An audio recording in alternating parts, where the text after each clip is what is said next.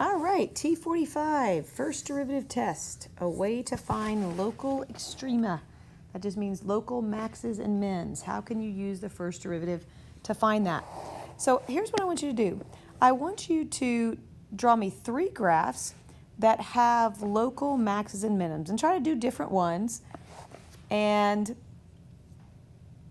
I'm just going to draw 3 random graphs that has a max or a local max or min. I'm looking for a hump. I could draw something like an absolute value. That might have one. I'm just drawing all sorts of different things. Curvies, absolute values, whatever. I could do one upside down. That looks good. And so all of those have maxes and mins, local ones. Now what I want you to look at is I want you to look at their derivatives. Let's look at these maxes and mins. That would be a max and a min. I've got a minimum there. I've got a maximum. And write down what those derivatives are. Well, the derivative here would be equal to 0 because I'd have horizontal. It'd be 0 there as well. That one, my drawing wasn't great, but f prime would be undefined, right? Because, again, the derivative from the left and right aren't the same. And likewise with this guy. So notice that all those places where I have a local max and min, my derivative is either 0 or undefined. And those are called critical values. And that is a vocabulary word that you have to know, because there are some questions I've seen on AP, it says, how many critical values do I have? Well, if you don't know what a critical value is, there's no way for you to answer that. So the definition of a critical value is C is a critical value of f if either the derivative at C equals 0 or the derivative at C is undefined. So it's a value that makes the derivative 0 or undefined. Now, notice I called that a critical value. If f of c exists, meaning c is the x value, so f of c would be the y value. If a y value exists, then the point CF of c is called a critical point. Now we'll do an example in a minute. If you're still going, okay, critical point, critical value, they sound like the same thing to me.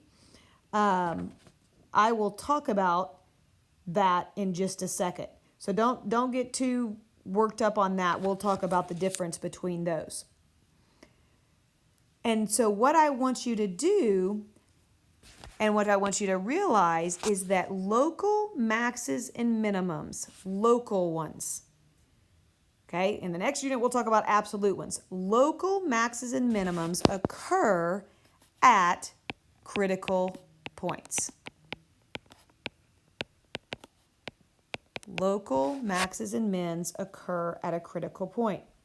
And there's one misconception that I want to clear up right now. Here's what I want you to do on that 4th graph I left open. What I want you to do is I want you to consider this question.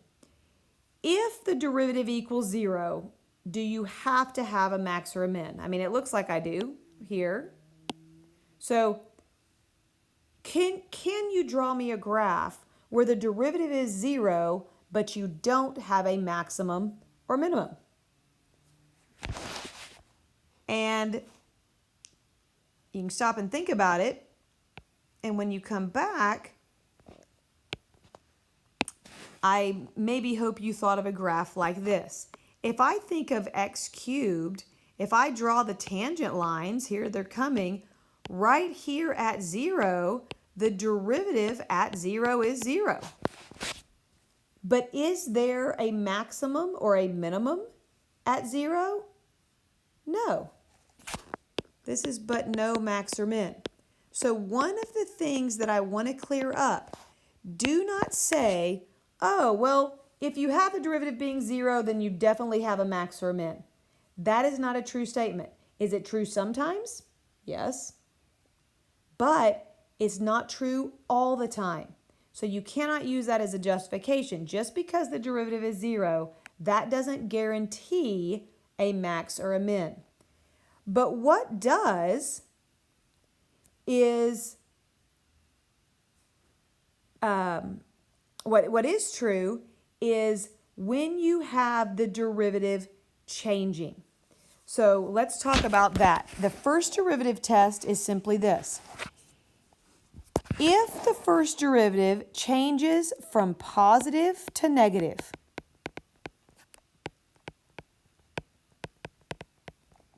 at a particular value, then f will have a what? Well, let's look. Again, let's look at this first one. If I were to draw the tangent lines, they're going from positive, and then they're all negative there, and then they're positive. So when the derivative is changing from positive to negative, you have a local, f will have a local maximum.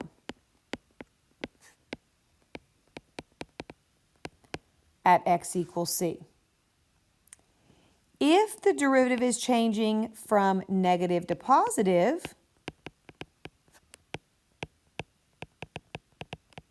then f will have a local minimum.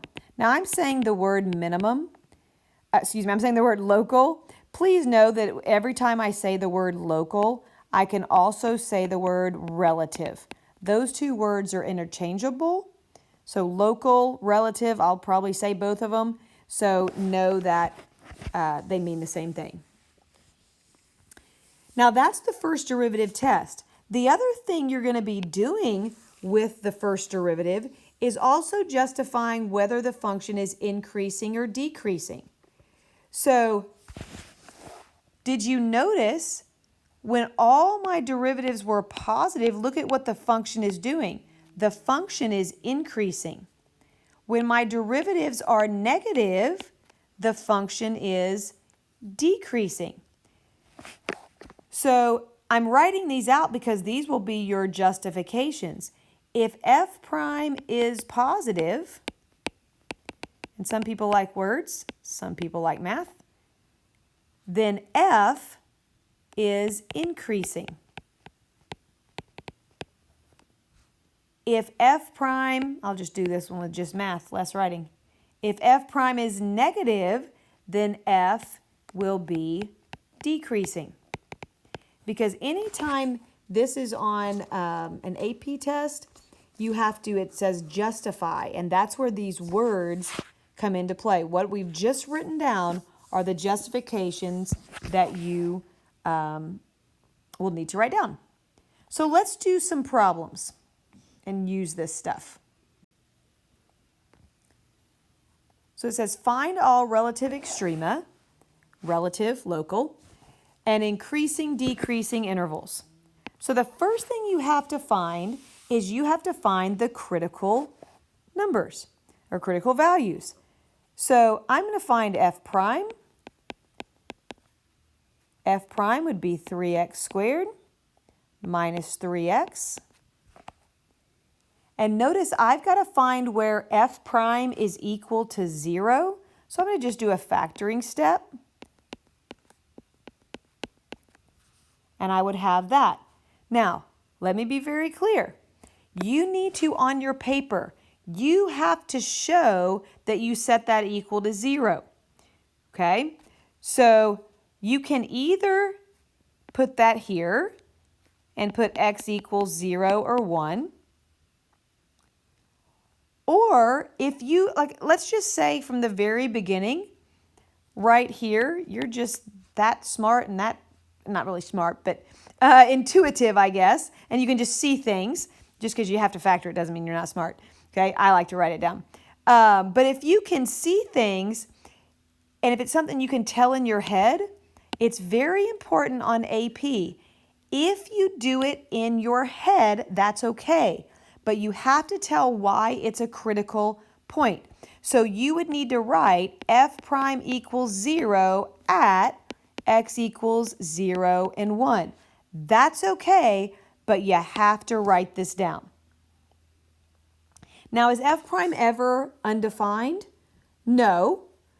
And I'm not saying you have to write that on your paper, but you certainly, if you get in the habit of doing that, never undefined, then you're always going to train yourself to look for it. Because a lot of times people forget to see if the derivative is ever undefined. So although this is not needed for you to write it down, I'm going to write it down so you get in the habit of thinking about it. So you have two critical values. Now obviously, f of x is defined everywhere, so those would be in fact critical points because the y values are going to exist. And so let's find all the stuff that they ask. We're going to do a sign analysis. You're going to draw a little number line. On that number line, you are going to put your critical values. Notice that I've labeled it so it keeps it straight in my mind, because in a couple days when we do the second derivative, I'm going to need to keep all this straight. Now what I want you to do, and this is why I like doing it algebraically anyway, because it's easier to put it in the factored version.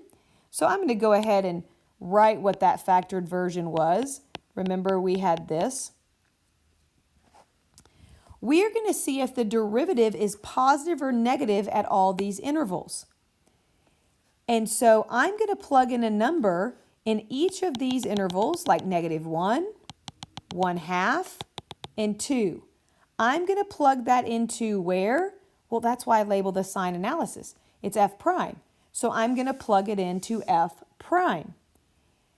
And really, I don't care that you get the number. I just need to know positive or negative. So if I plug in -1/2 into the factored version, it's easier. I would have a negative here times a negative. So overall, that would be positive. If I plugged in 1/2, this part, positive 1/2, 1/2 minus 1, that would be a negative. So a positive times a negative is negative. If I plugged in 2, that would be positive, positive, so overall positive.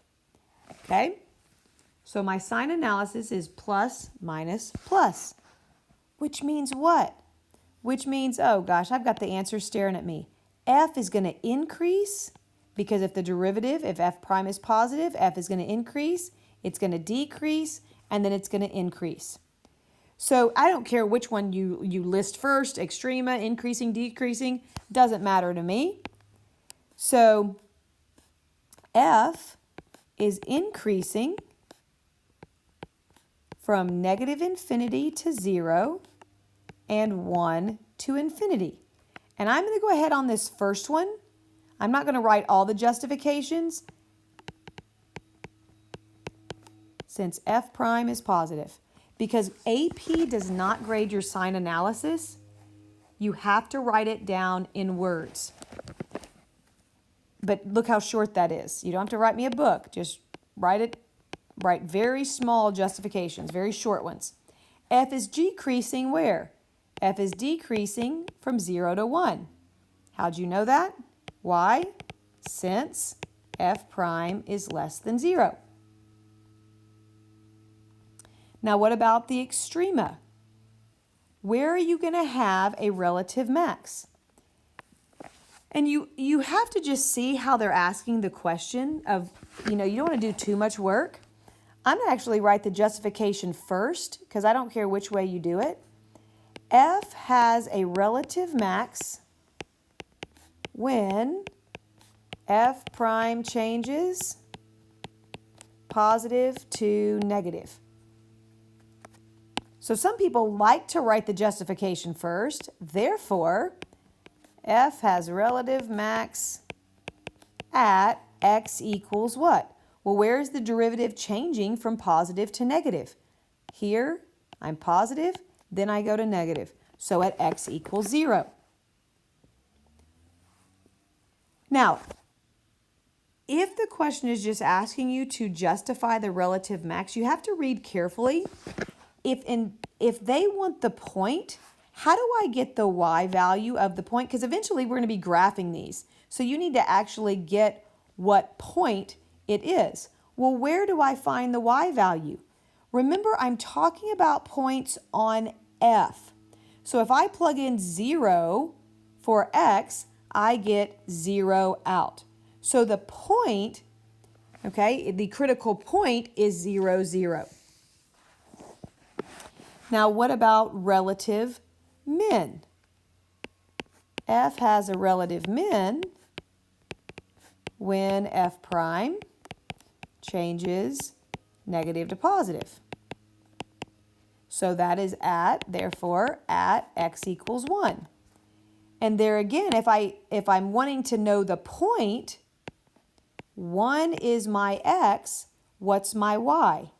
Well, I would plug into f of x, 1 minus 3 halves, that's negative 1 half. So these would be the critical points. These are the critical values, and these are the critical points because the function exists there. Now, I'm not going to write the justifications on this next example, and I don't necessarily care that you write them in your homework because that's going to take you a long time, but I just wanted to have it on one question so that you would know what justifications you'll be required to write. So let's look at this next one. And I'm going to do some erasing. The first thing I want you to do as I'm erasing is you start looking at that and you find me the critical values, which means what? Which means you got to find the derivative and see where the derivative is either 0 or undefined. So you start that as I erase.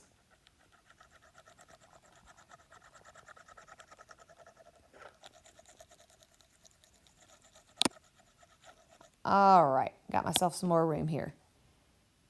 So let's look at this one. Whew, okay. It is a fraction, but I'm not going to panic at quotients. I'm just going to do the quotient rule. So here I go.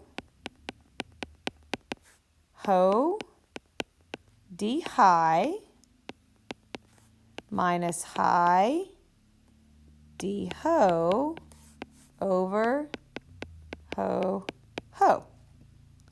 Now let me clean that up a little bit.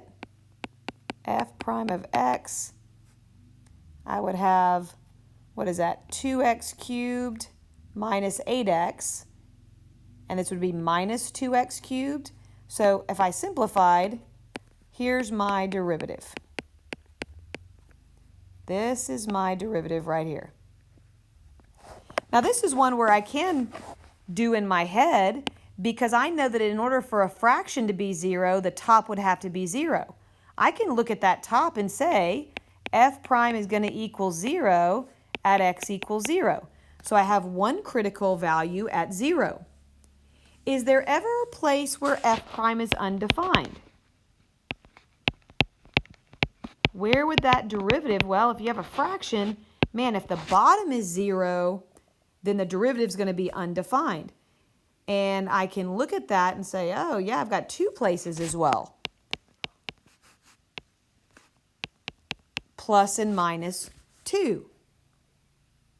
Which should make sense because the original problem, if you look at this domain, x can't be plus and minus 2. Well, if the function doesn't exist at a place, well, then the derivative is not going to exist at a place. So it makes sense that I get those as critical values. So I have 3 critical values, which means on my sign analysis, I am going to have 3 values, -2, 0, and 2. Now I'm going to look at the derivative and I am going to plug it into the derivative, which is right here, and do a sign analysis. But I'm going to be smart about it. Wouldn't that denominator always be positive since you're squaring? So when I'm plugging it in, I'm just going to plug into there. So if I plug in a -3, I get a positive. I plug in a -1 in this section, I also get a positive. I plug in +1, I get a negative. I plug in 2, or something bigger than 2, like 3, I also get a negative. So my function is increasing and then decreasing. And I just kind of draw that in. I'm like, okay, I increase, and then I decrease, and then I decrease. But here's what you have to be careful. If you have signs that are repeated, you have to determine whether you can write that as one interval or two. And here's how you determine that. Is the function, if I'm doing f prime, and I want to know if I can combine, I kind of go up a level, okay, which would be f. Is the function defined at -2? And it's not. And it's also not defined at 2. Now, some people, when they do these, they put little open circles to say, hey, my function is not defined, so I'm going to remember to break them. Again, AP nor I will grade your sign analysis. So how you do that, I'm not even going to look at it.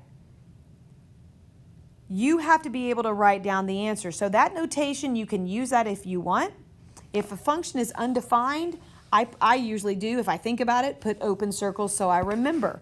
So I know that f is increasing on what intervals?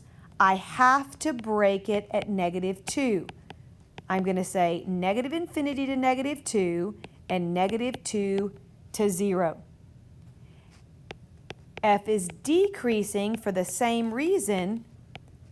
I'm going to not include the 2. I have to break it. F would be decreasing there. Now, what about maxes and mins? Is there a place? Remember what the justification is. The derivative has to change sign. Is the derivative changing sign somewhere? Yes, it's changing sign at 0. Now, I have to make sure that I have a point there. Okay, is the function defined? Yes. So f has a relative max at x equals 0. And if I had to find the point, when I get to the sketching part, my point would be 0, 0. Now then, this is a great example of telling the difference between a critical point and a critical value. Remember back over here, I said that there were 3 critical values. 1, 2, 3. I don't have 3 critical points. I actually only have 1 critical point because even if, 2 and -2 are critical values. In order to be a critical point, you have to have a point. If I were to try to find f of 2, and I'm just using that one, notice that I would get 4/0. What's happening at 2 and -2 for that matter? You have a VA. So the function is not defined. So how can you have a critical point on the graph that there's not a point?